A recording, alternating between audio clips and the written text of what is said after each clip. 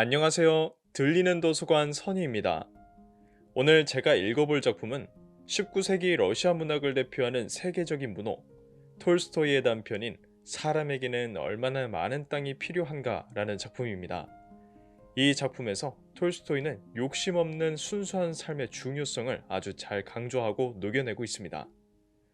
톨스토이는 러시아 문학을 대표하는 작가인 만큼 정말 많은 단편들을 썼는데요. 오늘 이 작품을 시작으로 또 여러 작품을 읽어볼 테니까요. 많이 기대해 주시길 바라겠습니다. 그럼 이제 시작하겠습니다. 어느 날 도시에 사는 언니가 시골에 사는 동생을 찾아왔다. 언니는 상인과 결혼해 도시에 살았고 여동생은 시골 농부에게 시집을 갔다. 자매가 차를 마시며 이야기를 나누는데 언니가 도시 생활이 얼마나 좋은지 자랑하기 시작했다. 넓고 깨끗한 집에서 살며 아이들에게 좋은 옷을 입히고 맛있는 걸 먹고 마시고 마차를 타고 극장 구경도 다니고 여기저기 놀러도 다닌다고 자랑을 늘어놓았다. 그 말에 기분이 상한 동생이 상인의 생활을 헐뜯으며 농촌 생활을 치켜 세웠다. 난 절대 내 인생을 언니 인생하고 바꾸지 않을 거예요. 넉넉하게 살진 못해도 대신 근심 걱정이 없거든요. 언니가 우리보다 호화롭게 산다고 해도 돈벌이가 신통치 못하면 언제라도 빈털터리가 되는 거잖아요. 부자와 가난뱅이는 종이 한 장 차이라는 옛말도 있죠? 오늘 부자가 다음날 먹을 걸 구걸하러 다니는 일도 종종 있고 말이에요. 우리 농사일은 그럴 염려는 없어요. 농사꾼 생활이 넉넉하지는 않아도 오래 가잖아요. 부자가 되지는 못하지만 대신 배를 곪는 일도 없죠. 그러자 언니가 대꾸했다. 아니, 소 돼지하고 살면서 굶지만 않으면 다야? 평생 좋은 옷을 입어보기라나 멋진 사람들을 만나볼 수가 있나? 너희 남편이 아무리 열심히 일해봐야 결국 거름더미에서 살다가 죽겠지. 아이들도 그렇고 말이야. 맞아요. 우리 일은 그래요. 대신 위험한 건 전혀 없죠. 누구한테 굽실거릴 필요도 누굴 겁낼 필요도 없고요. 하지만 도시 생활은 사방에 유혹이 있잖아요. 오늘 무사했다 해도 내일 악마의 꿰매 넘어갈 수도 있어요. 형부가 언제 노름이나 술이나 여자에 빠져서 전 재산을 날릴지 알게 뭐예요. 툭 하면 그런 일이 일어나잖아요. 동생의 남편인 바흠이 난로가에서 여자들의 수다를 들으면서 생각했다. 그래, 맞는 말이야. 우리는 어릴 때부터 땅을 파먹고 사느라 엉뚱한 생각을 할 틈이 없었지. 아, 그래도 딱 하나 아쉬운 게 있다면 땅이 넉넉하지 않다는 거야. 땅만 널찍하다면 악마도 무섭지 않을 텐데. 여자들은 차를 다 마시고 나서도 한참 동안 옷 얘기를 하다가 찻잔을 치우고 자리에 들었다. 그런데 악마가 난로 뒤에 앉아서 그들의 얘기와 생각을 전부 엿듣고 있었다. 악마는 농부가 땅만 넉넉하게 있으면 악마도 무섭지 않다고 생각하는 걸 듣고는 옳다구나 생각했다. 좋았어. 한번 붙어보자. 내가 너에게 널찍한 땅을 주지. 그리고 그 땅으로 널 내 소나기에 넣고 말겠어. 바흠의 마을에는 한 여자 지주가 살았다. 그녀가 소유한 땅은 120데샤티나로 그렇게 넓지는 않았다. 이 여자 지주는 지금까지 농부들과 아무 갈등 없이 잘 지내왔고 농부들을 괴롭히는 일도 없었다. 그런데 한 퇴역 군인을 관리인으로 고용하면서 문제가 생겼다. 관리인은 온갖 명목으로 벌금을 받아내며 농부들을 괴롭히기 시작했다. 바흠이 아무리 조심을 해도 말이 지준의 귀리밭에 들어가거나 암소가 마당을 뛰어다니거나 송아지가 목초지에서 돌아다니는 일이 자꾸만 생겼고 그때마다 바흠이 벌금을 물어야 했다. 벌금을 물 때마다 바흠은 식구들을 욕하고 때리며 화풀이를 했다. 여름 내내 관리인 때문에 곤혹을 치른 터라 겨울이 와서 가축을 우리에 가둬놓을 수 있게 되자 반갑기까지 했다. 사료가 아깝긴 했지만 마음은 한결 편했다. 그런데 겨울이 되자 지주가 땅을 팔려고 내놓았으며 그 땅을 큰 길가에 있는 여관 주인이 살 거라는 소문이 돌았다. 이 소식을 들은 농민들은 걱정이 이만저만이 아니었다. 여관 주인이 땅 주인이 되면 지금 지주보다 더 지독하게 벌금을 받아낼 텐데 정말 걱정이야. 우리는 다들 이 땅으로 먹고 사는데 말이야. 그래서 농부들은 다 함께 지주를 찾아가 여관 주인에게 땅을 팔지 말아달라고 부탁했다. 그리고 값을 더 많이 줄 테니 자기들에게 땅을 팔라고 했다. 지주는 그 제안을 받아들였다. 농부들은 공동으로 땅 전부를 사기로 하고 몇 번이나 모여 의논했지만 좀처럼 결정을 내릴 수가 없었다. 악마가 회방을 놓았기 때문에 의견 일치가 되지 않았기 때문이다. 하는 수 없이 농부들은 각자 형편에 맞게 따로 땅을 사기로 했다. 지주도 이 제안을 받아들였다. 바음은 이웃 사람이 20데샤티나를 샀는데 땅값의 반만 주고 나머지 반은 1년 안에 주기로 했다는 말을 들었다. 바음은 셈이 났다. 남들이 땅을 다 사버리면 내겐 아무것도 없잖아. 그래서 바음은 아내와 의논했다. 다들 땅을 사들이고 있어. 그러니까 우리도 10데샤티나 정도는 사야지. 안 그러면 여기서 살 수가 없을 거야. 그 관리인이라는 작자가 벌금을 왕창 물리면서 우리를 못 살게 굴 거야. 바흠 부부는 어떻게 하면 땅을 살 수 있을지 궁리했다. 모아둔 100루블에 망아지 한 마리와 키우던 꿀벌 중 절반을 판 돈을 보탰다. 아들 하나를 남의 집 일꾼으로 보내면서 선금을 받았다. 그래도 모자라는 돈은 동서에게 빌려 간신히 땅값의 절반 정도를 마련했다. 어렵사리 돈을 마련한 바흠은 나무가 울창한 15데샤티나 넓이의 땅을 미리 점 찍어 놓은 다음 지주를 찾아가 가격을 흥정하고 계약금을 치렀다. 그리고 시내로 나가 매매 계약을 끝냈는데 우선 땅값의 절반을 내고 나머지는 2년 안에 주기로 했다. 그렇게 해서 바흠에게도 마침내 자기 땅이 생겼다. 그는 씨앗을 빌려 새로 산 땅에 심었다. 농사는 풍년이었고 바함은 1년 만에 남은 땅값과 동서에게 진 빚을 다 갚을 수 있었다. 이제 바함은 진짜 땅 주인이 되어 자신의 밭을 갈아 씨를 뿌리고 자신의 목장에서 꼴을 베고 자신의 숲에서 장작을 마련하고 자신의 목초지에서 가축을 길렀다. 자기 밭을 갈라나가면서 쑥쑥 자라는 곡물과 목초지를 보며 바흠의 마음은 기쁨으로 가득 찼다. 거기에서 자라는 풀과 꽃은 다른 곳에서 자라는 것과는 완전히 다르게 보였다. 이전에 지나칠 때는 다른 땅과 다를 게 없어 보였는데 이제는 완전히 달라 보였다. 바흠은 더 바랄 게 없을 만큼이나 만족스러웠다. 하지만 마을 사람들이 그의 밭과 목초지에 함부로 들어오는 통에 골치를 썩어야 했다. 바흠이 최대한 공손히 부탁을 해도 그들은 아랑곳하지 않았다. 급기야 사람들은 바흠의 목초지에 소를 풀어놓기도 하고 야간 방목을 낳은 말이 그의 밭에 들어가기도 했다. 그럴 때마다 바흠은 가축만 쫓아내고 주인들에게는 좋게 이야기할 뿐 재판에 넘기거나 하지는 않았다. 하지만 마침내 더는 참을 수 없는 지경이 되자 재판소에 주민들을 고소했다. 모든 게 땅이 부족해서 생긴 문제이며 마을 사람들이 나쁜 마음을 먹어서는 아니라는 걸 바흠도 알았지만 어쩔 도리가 없었다.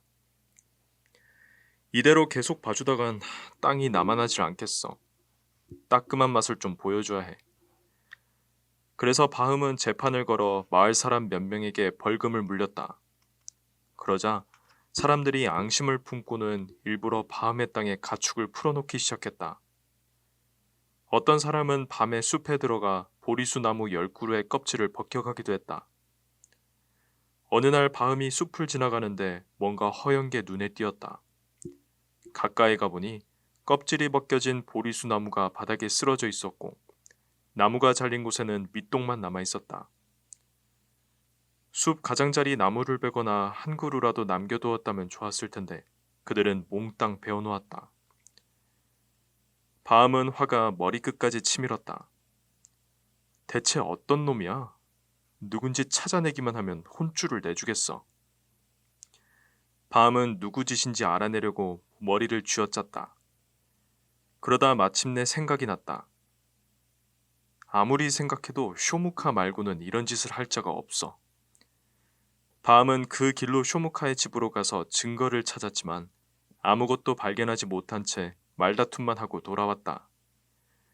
하지만 쇼무카 짓이 틀림없다고 확신하고는 그를 고소했다. 결국 두 사람은 법정에 섰다. 재판이 몇 차례나 열렸지만 증거가 없었으므로 쇼무카는 결국 무죄로 풀려났다. 바음은 있는 대로 화가 나서 촌장과 재판관들에게 분통을 터뜨렸다.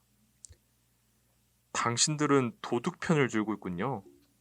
당신들이 올바로 살고 있다면 도둑놈을 풀어주는 일 같은 건 없을 거요. 급기야 바음은 재판관들과도 싸움을 벌였고 이웃 사람들과의 사이는 더 나빠졌다. 마을 사람들은 바음에게 집에 불을 지르겠다고 으름장까지 놓았다. 그렇게 해서 바음은 넓은 땅을 가졌지만 마을에서 그의 자리는 이전보다 훨씬 좁아졌다. 이쯤 농부들이 새로운 땅으로 떠난다는 소문이 들렸다. 바음은 생각했다. 내가 내 땅을 두고 떠날 필요는 없지. 사람들이 떠나면 남는 땅이 더 많아질 거야.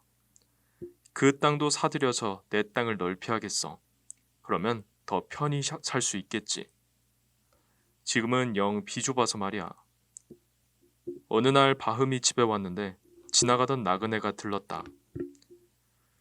바흠은 나그네를 하룻밤 재워주고 저녁도 대접했다.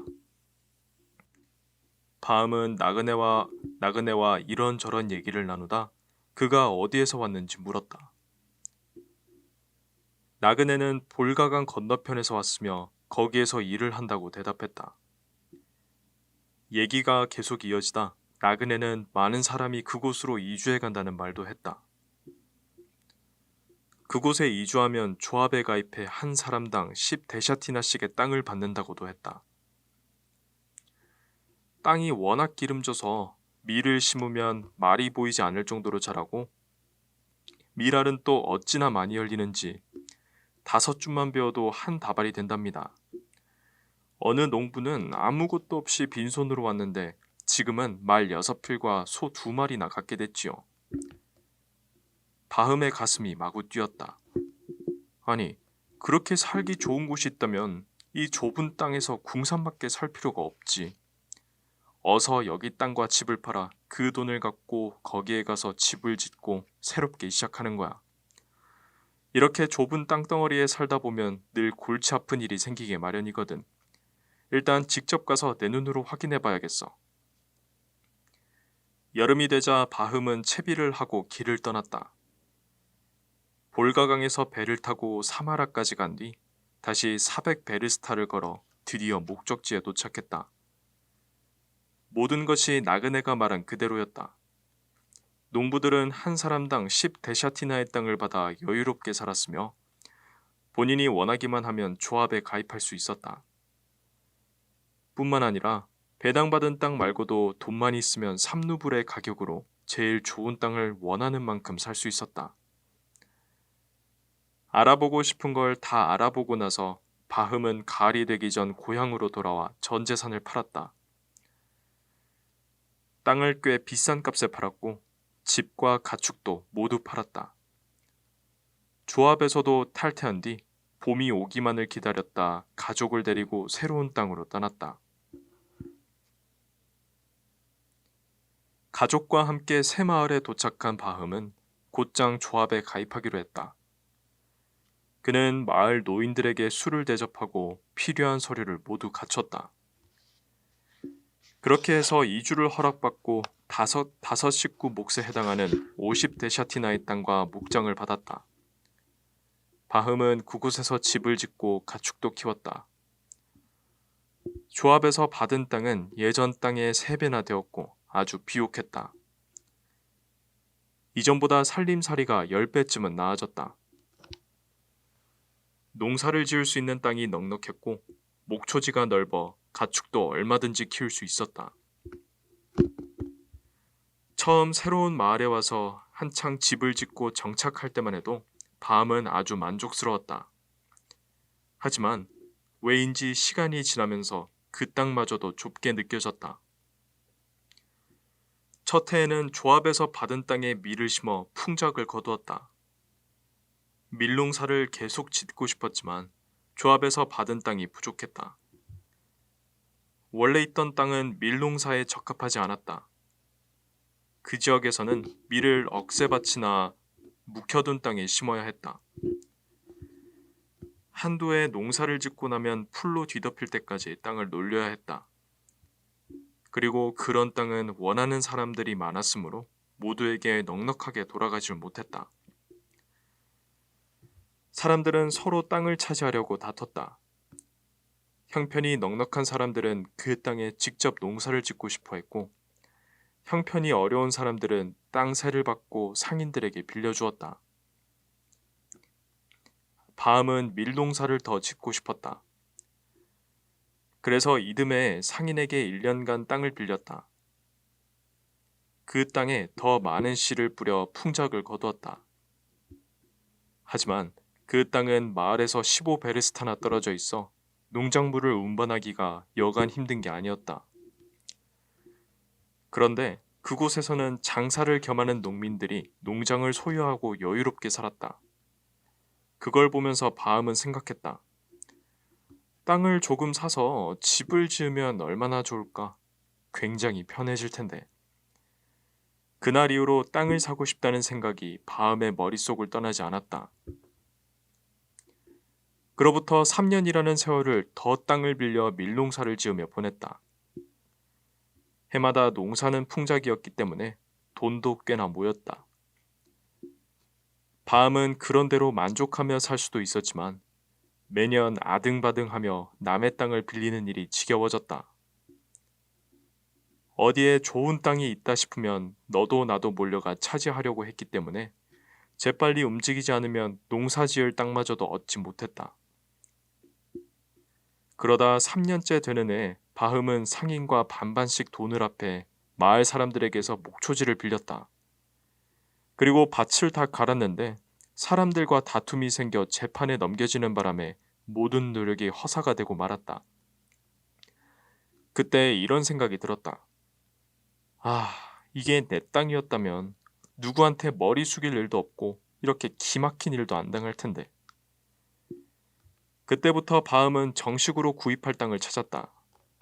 그러다 500데샤티나의 땅을 사지만 형편이 어려워져 헐값에 되팔려고 하는 어느 농부를 우연히 만났다.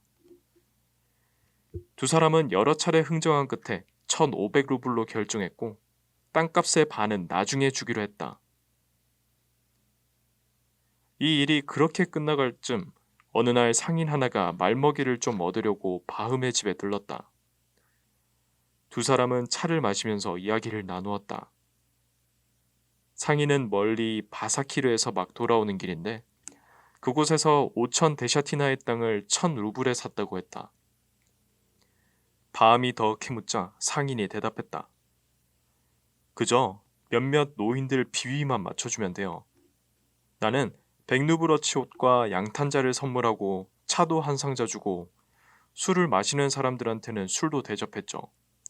그랬더니 1데샤티나나 되는 땅을 딸랑 20코페이카에 주진 뭡니까? 상인이 땅 문서를 보여주며 덧붙였다.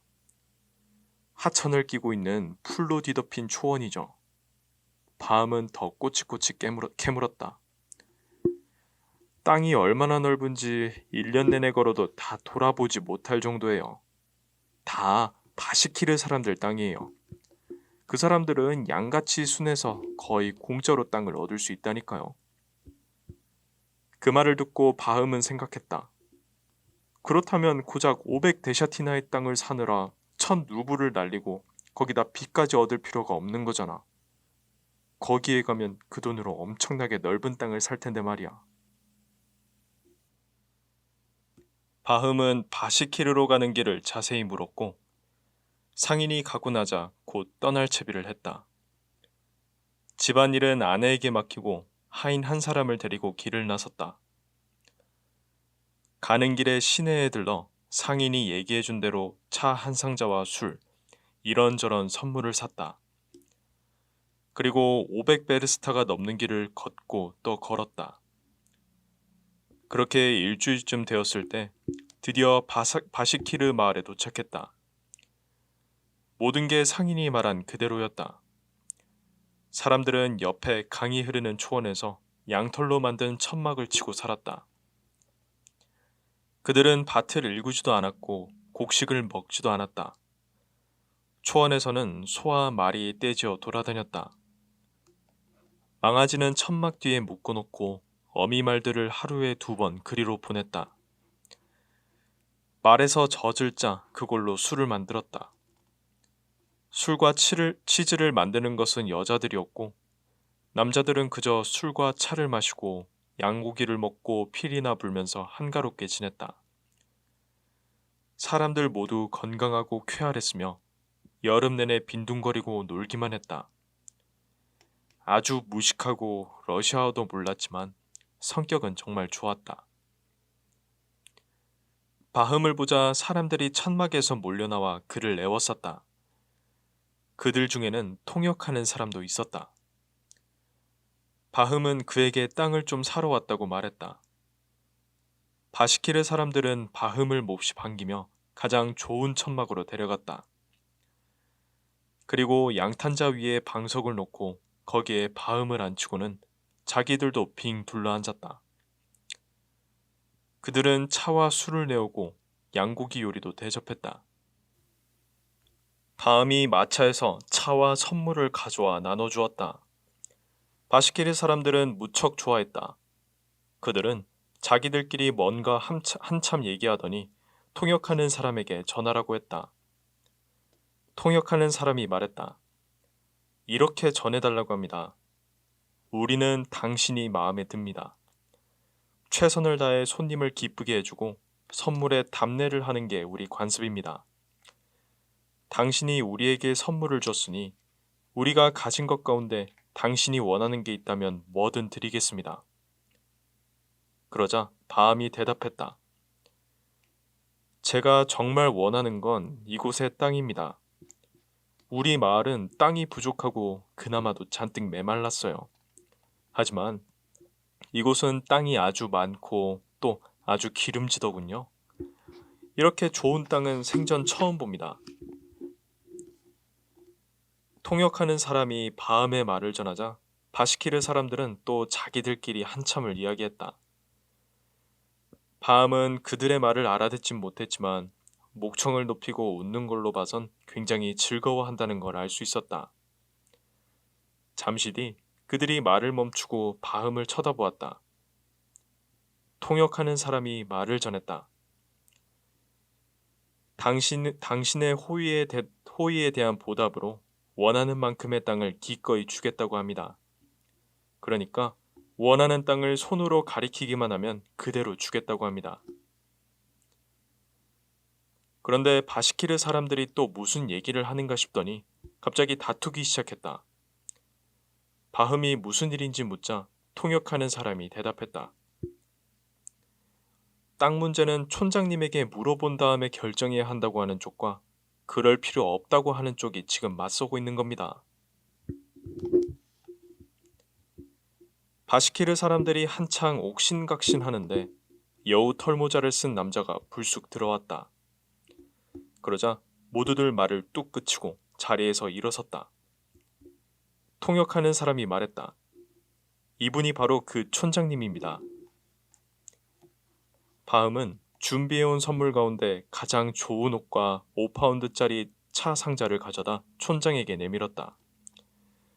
촌장은 그걸 받아들고 맨 윗자리에 앉았다. 사람들이 일제히 촌장에게 뭔가를 말하기 시작했다. 촌장은 한참 얘기를 듣더니 고갯짓으로 사람들을 조용히 시키고는 바음에게 러시아어로 말했다. 자, 그렇게 하세요. 마음에 드는 땅을 원하는 대로 고르세요. 땅이야 얼마든지 있으니. 바음은 생각했다. 갖고 싶은 만큼 가지라고 하는데 어떻게 가져야 하는 거지? 확실히 계약을 해야겠어. 안 그러면 준다고 해놓고 나중에 다시 빼앗길지도 모르니까. 바음이 말했다. 이렇게 친절을 베풀어 주시니 감사합니다. 이곳에 땅이 많긴 하지만 전 그냥 조금만 바랄 뿐입니다. 단, 제 땅이 얼마만큼 되는지 확실히 알고 싶습니다. 정확히 측량을 해서 주시면 안 될까요? 사람 목숨이라는 게 언제 어떻게 될지 모르는 거 아니겠습니까? 여러분이 선뜻 땅을 주셨는데 나중에 여러분 후손들이 다시 빼앗아 갈 수도 있잖아요. 촌장이 그러자 대답했다. 맞는 말입니다. 원하는 대로 해드리죠. 상인 하나가 여기서 땅을 사고 문서를 받았다는 얘기를 들었는데 제게도 그렇게 해주셨으면 합니다. 촌장은 그 말뜻을 알아듣고 대답했다. 그러지요. 전혀 어려운 일이 아니에요. 이곳에도 서기가 있으니 함께 시내에 가서 서류에 도장을 찍도록 합시다. 그런데 땅값은 얼마인가요? 여기에서는 값이 다 똑같습니다. 하루에 1,000루블입니다. 바음은 무슨 말인지 알아들을 수가 없었다. 하루라고요? 그건 어떻게 재는 건가요? 아니, 몇 데샤티나쯤 되는 건가요? 우리는 그런 식으로 계산하는 건 모릅니다. 하루 단위로 땅을 팔지요. 하루에 걸어서 갔다 온 만큼 땅을 가질 수 있는 겁니다. 그 하루치가 1,000루블인 거죠. 바음이 깜짝 놀라 물었다. 하루에 돌 수 있는 땅이 상당히 넓을 텐데요. 촌장이 웃으면서 대답했다. 그 땅을 다 갖는 겁니다. 단 조건이 하나 있어요. 그날 안으로 처음 출발했던 곳으로 돌아오지 못하면 돈을 잃게 됩니다. 그런데 내가 다닌 곳을 어떻게 표시하나요? 당신이 출발하고 싶은 장소를 정하면 우리가 같이 갈 겁니다. 그리고 거기에서 기다리고 있을 테니 당신은 삽 하나를 들고 그 지점을 출발해 돌아오면 되는 거예요. 어디든 원하는 곳에 표시를 하세요. 그러니까 방향을 바꿀 때마다 삽으로 땅을 파고 풀을 심어두는 겁니다. 그러면 나중에 우리가 가서 쟁기로 각 구덩이를 연결할 겁니다. 얼마나 멀리까지 가든 상관없지만 해가 지기 전에는 꼭 출발했던 곳으로 돌아와야 합니다. 그러면 그 땅은 전부 당신 것이 됩니다. 바음은 뛸 듯이 기뻤다. 다음날 아침 일찍 출발하기로 하고는 사람들과 얘기를 나누고 술과 양고기를 먹고 차를 마시다 보니 어느새 밤이 깊었다. 바시키르 사람들은 다음날 아침 동이 틀 때 모여 해가 뜨기 전에 약속 장소로 나가기로 하고 바음에게 푹신한 깃털 이불을 내준 뒤 각자 천막으로 돌아갔다. 바음은 자리에 누워서도 좀처럼 잠을 이룰 수가 없었다. 땅 생각이 머리에서 떠나질 않았다. 땅을 최대한 많이 차지해야 하는데 요즘은 해가 기니까 하루에 50베르스타 정도는 너끈히 갈 수 있어. 그 정도면 얼마나 넓은 걸까? 그중 시원치 않은 땅을 팔거나 빌려주고 좋은 땅에는 내가 농사를 지어야지. 소 2마리와 쟁기도 사고 일꾼도 2사람 정도 고용해서 50데샤티나 정도는 농사를 짓고 나머지 땅에는 가축을 길러야지. 바음은 뜬 눈으로 밤을 지새우다 새벽녘에 깜빡 잠이 들었다. 그리고 잠이 들자마자 꿈을 하나 꾸었다. 꿈에서 그가 천막 안에 누워있는데 밖에서 누군가 웃는 소리가 들렸다. 누구인지 궁금해서 밖으로 나가보니 바시키르의 촌장이 천막 앞에 앉아 배를 움켜쥐고 몸을 흔들면서 웃고 있었다. 바음이 촌장에 가서 물었다. 왜 그렇게 웃고 있습니까? 그런데 다시 보니 그는 촌장이 아니라 얼마 전 바음 집에 와서 딱 얘기를 해주던 상인이었다. 바음이 여기는 언제 온 거요? 하고 물으려는 순간 상인은 예전에 볼가강 너머에서 왔다던 농부로 변해 있었다. 하지만 또다시 보니 그는 농부도 아니었다. 뿔과 발톱이 달린 악마가 낄낄거리며 웃고 있었고 그 앞에 어떤 남자가 맨발에 바지와 셔츠만 입은 채 땅에 쓰러져 있었다. 바음이 가까이 가서 자세히 들여다보는데 남자는 죽어 있었다. 그런데 그는 바로 바흠이었다. 그 순간 바흠은 소스라치게 놀라며 눈을 번쩍 떴다. 아, 젠장, 꿈이잖아. 주위를 두리번거리더니 열린 문틈으로 부옇게 날이 밝아오는 것이 보였다. 어서 사람들을 깨워 출발해야지. 바음은 자리에서 일어나 마차에서 자던 하인을 깨워 말을 준비하게 하고 바시키르 사람들을 깨우러 갔다. 자, 땅을 재러 갈 시간이에요. 바시키르 사람들이 모두 모였고 촌장도 왔다. 사람들은 또 술을 마시면서 바흠에게 차를 권했다. 하지만 바흠은 더는 지체할 수가 없었다. 자, 더 늦기 전에 어서 갑시다. 바시키르 사람들이 준비를 마치고 출발했다. 어떤 사람은 말을 타고 어떤 사람은 마차를 타고 갔다. 바함은 삽을 준비하고 하인과 함께 마차에 탔다. 초원에 도착하니 날이 환하게 밝아왔다. 바시키르어로 시항이라는 언덕에 오른 다음 모두들 말과 마차에서 내려 한데 모였다. 촌장이 바흠에게 다가와 한 손을 들어 들판을 가리키며 말했다. 자, 눈앞에 보이는 이 땅이 전부 우리 땅입니다. 어디든 마음에 드는 곳을 고르세요. 바흠의 눈이 반짝거렸다. 땅은 온통 풀로 뒤덮인 데다 손바닥처럼 평평했으며 양귀비씨처럼 검었다. 구덩이마다 온갖 종류의 잡초가 사람 가슴 높이로 우거져 있었다. 촌장이 여우털 모자를 벗어 땅에 놓고 말했다. 이곳을 출발점으로 합시다. 여기에서 출발해 다시 여기로 돌아오는 겁니다. 당신이 지나온 곳 모두가 당신 땅입니다. 바함이 돈을 꺼내 촌장의 모자 위에 놓았다. 그리고 겉옷을 벗고 조끼만 입은 채 허리에 가죽띠를 단단히 묶고 빵 주머니를 품에 넣고 물병도 허리에 매달았다. 장화를 여며 신고 하인에게서 삽을 받아든 다음 출발 준비를 했다. 어느 방향으로 가는 게 좋을지 잠깐 생각했다. 어디든 다 좋아 보였다. 어디나 다 좋을 거야. 그냥 해가 뜨는 방향으로 가보자. 다음은 동쪽을 향해 서서 몸을 풀면서 해가 떠오르길 기다렸다.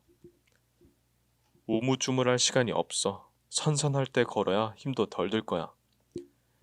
태양이 지평선 위로 떠오르기 무섭게 바흠은 삽을 어깨에 메고 초원을 향해 걸어갔다. 바흠은 빠르지도 느리지도 않게 걸었다. 1베르스타쯤 가서 걸음을 멈추고 구덩이를 판 다음 눈에 잘 띄도록 풀을 여러 겹으로 쌓았다. 그런 다음 또 걸었다.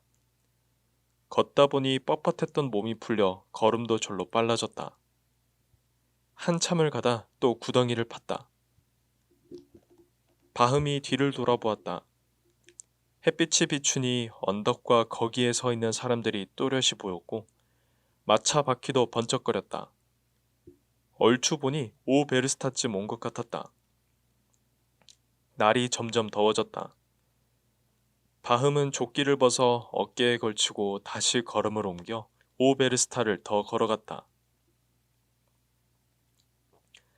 시간이 지나자 날이 꽤 더워졌다. 해의 위치를 보니 아침을 먹을 시간이었다. 이제 하루에 지나야 하는 거리의 4분의 1을 왔구나. 아직 방향을 돌리기에는 너무 일러. 장화를 벗고 가자. 바흠은 자리에 앉아 장화를 벗고 띠에 매달고 다시 걸었다. 걷기가 한결 나았다. 오베르스타만 더 가서 왼쪽으로 방향을 돌리자. 땅이 너무 좋아서 놓치기는 아깝단 말이야. 이거 어째 가면 갈수록 땅이 더 좋아 보이니. 한참을 똑바로 가다 돌아보니 이제 언덕은 잘 보이지도 않았고 사람들도 마치 개미처럼 거무스름하게 보였다. 무언가 햇빛을 받아 반짝거리는 걸로만 보일 뿐이었다.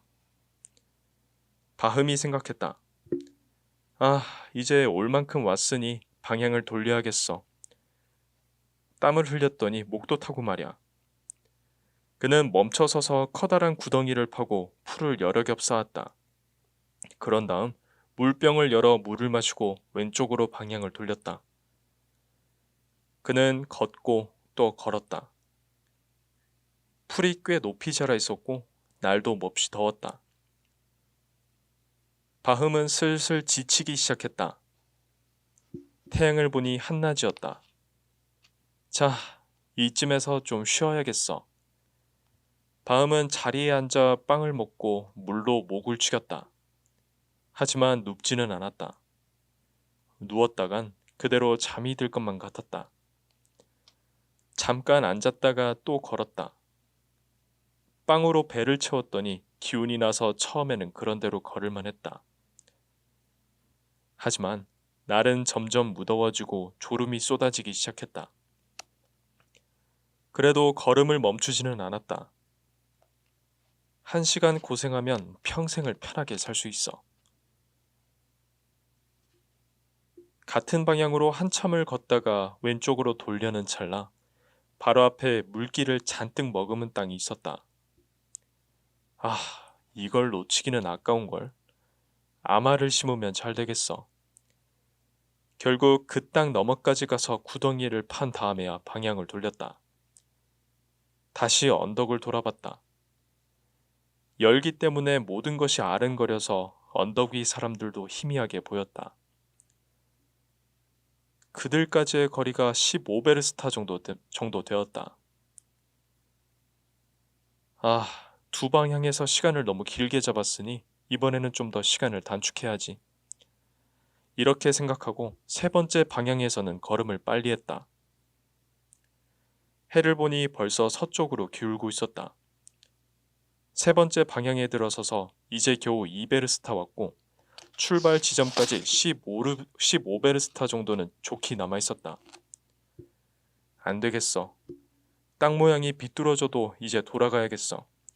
이 정도로 충분하니까 더 욕심내지는 말자. 다음은 서둘러 구덩이를 파고는 언덕을 향해 걸었다. 언덕으로 가는 길은 여간 고역스러운 게 아니었다. 온몸이 땀으로 흠뻑 젖었고 맨발은 긁히고 상처가 났으며 다리는 힘이 빠졌다. 쉬고 싶은 마음이 간절했지만 해가 지기 전에 돌아가려면 어림도 없는 일이었다. 해는 야속하게 서산으로 자꾸만 기울었다. 아, 그렇게 욕심을 부리는 게 아니었어. 늦으면 어떻게 하지? 밤은 언덕과 태양을 번갈아 바라보았다. 언덕까지 가려면 아직 한참 남았는데 태양은 이미 모습을 거의 감추었다. 바흠은 걷고 또 걸었다. 몹시 괴로웠지만 점점 걸음을 빨리 했다. 아무리 가도 목적지까지는 멀기만 했다. 결국 바흠은 달리기 시작했다. 조끼도 신발도 물통도 모자도 다 내던져버리고 오직 산만을 지팡이 삼아 달렸다. 아, 어떡하지? 너무 욕심을 부리다 다 망쳐버렸어. 해지기 전까지는 절대 못 갈 것 같은데. 이런 생각이 들자 두려워서 숨이 멎는 것만 같았다. 바흠은 계속 달렸다. 땀에 젖은 셔츠와 바지가 몸에 들러붙고 입이 바짝바짝 탔다. 가슴은 대장간 풀무처럼 부풀어 오르고 심장은 망치질하듯 쿵쾅거렸으며 다리는 남의 다리인 양 흐느적거렸다. 아, 계속 이렇게 가다간 죽을지도 몰라. 죽는 게 무섭긴 했지만 그렇다고 멈출 수는 없었다. 지금까지 달려와 놓고 여기서 멈추면 다들 날 바보라고 생각할 거야. 이런 생각을 하면서 달리고 또 달려 어느새 언덕 가까이에 이르자 바시키르 사람들이 그를 향해 질러대는 함성이 들렸다. 그 소리를 들으니 심장이 더 쿵쾅거렸다. 바흠은 마지막 남은 힘을 다 끌어모아 달렸다. 해는 이미 지평선에 거의 닿았고 피처럼 붉은 빛이 주위로 넓게 퍼졌다. 금방이라도 넘어갈 것 같았다. 이제 해는 아주 낮게 떠 있었고 목적지도 눈앞에 있었다. 언덕 위에 서서 바흠에게 빨리 오라고 손짓하는 사람들이 보였다. 땅에 놓인 여우 털모자와 그 위에 있는 돈, 그리고 땅바닥에 앉아 두 손으로 배를 잡고 있는 촌장의 모습까지 눈에 들어왔다. 그 순간 바흠은 꿈이 생각났다. 땅을 많이 차지한다 해도 과연 하나님이 날 거기에서 살게 해주실까? 아, 이제 다 끝났어. 내가 다 망쳐버렸어. 저기까진 도저히 갈 수 없을 거야. 바흠은 해를 보았다. 해 반쪽이 이미 지평선 너머로 사라졌다. 바흠은 해를 보았다. 해 반쪽이 이미 지평선 너머로 사라져버렸다. 마지막 남은 힘을 다 모아 또 달렸다. 다리가 말을 듣지 않아 금방이라도 넘어질 듯 몸이 앞으로 기울었다. 겨우 언덕 아래에 이르렀을 때 갑자기 날이 어두워졌다. 해가 완전히 모습을 감춘 걸 보고 바흠은 탄식했다. 그렇게 고생했는데 다 허사가 돼버렸어. 바흠이 절망해서 그만 멈추려는데 바시키르 사람들이 계속 질러대는 고함 소리가 들렸다. 바로 그때 언덕 아래에서는 해가 다 진 것 같아도 언덕 위에서 보면 아직 해가 남아있을 것이라는 생각이 퍼뜩 떠올랐다. 바흠은 크게 심호흡을 하고는 언덕으로 뛰어 올라갔다. 아니나 다를까 언덕에는 아직 햇빛이 남아있었다. 바흠은 언덕 꼭대기까지 가서 모자를 보았다. 모자 앞에 촌장이 앉아 배를 잡고 웃어댔다. 바흠은 또 한 번 꿈을 떠올리며 외마디 비명을 질렀다. 다리가 스르르 무너지는가 싶더니 바흠이 앞으로 고꾸라졌다. 그의 두 손이 모자에 닿았다. 촌장이 소리쳤다. 아, 정말 대단하구려. 엄청난 땅을 차지했어요. 바흠의 하인이 달려가서 바흠을 일으키려 했지만 그는 결국 일어나지 못하고 입에서 피를 쏟았다. 그리고 숨을 거두었다. 바시키르 사람들이 혀를 차면서 이 딱한 광경을 지켜보았다.